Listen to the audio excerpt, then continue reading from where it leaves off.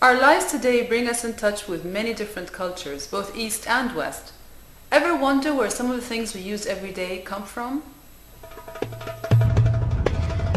All you got to do is look round ordinary London homes to unravel some really extraordinary stories of discovery and invention. Did you know that glass crystal, coffee, perfumes were all developed by men and women living in the Muslim world over 1,000 years ago? Advances that we all still benefit from today. Take coffee. 1.6 billion cups are drunk every day around the world.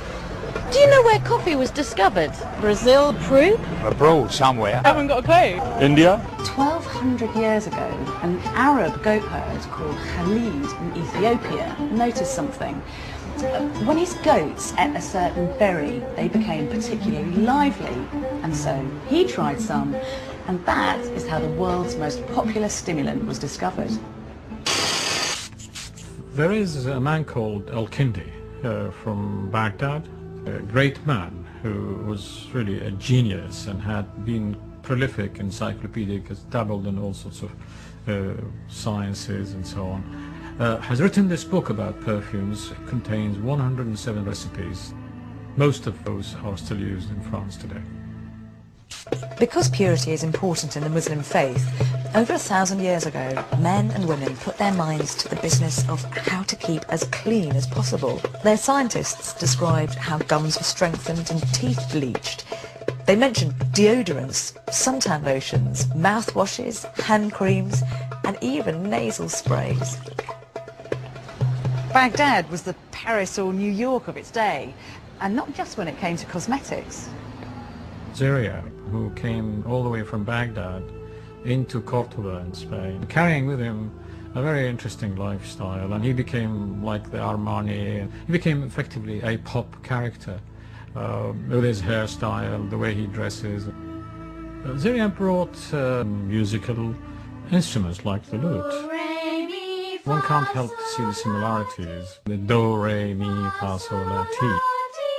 It seemed to be quite analogous to dal, ra, mi, fa, sol, la, sin, which are pronunciations of Arabic letters, the alphabets in Arabic. One of the most delightful aspects of Ziryab's legacy was his promotion of the art of fine dining, in particular the three-course meal. He recommended that you should start with soup and then have a meat or a fish course and end up with dessert, fruit and nuts. So it's thanks to him that we can enjoy all of this.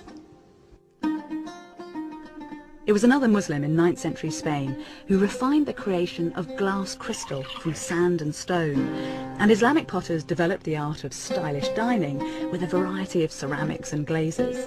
This 16th century manuscript shows a commander-in-chief providing a feast for his generals. The development of fine dining ware in the Muslim world was the envy of the courts of Europe. As early as the 13th century, English kings and queens were importing whole dinner services from Muslim craftsmen. In the modern world, we always seem to be chasing time, but in the 13th century there was an inventor called Al-Jazari who tried to capture time itself.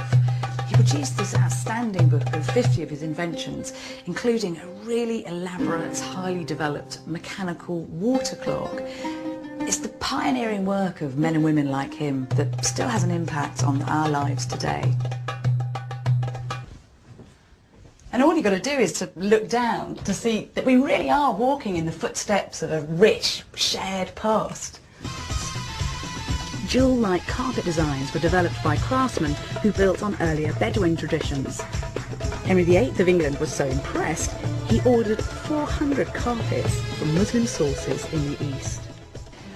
And there's so much more to discover.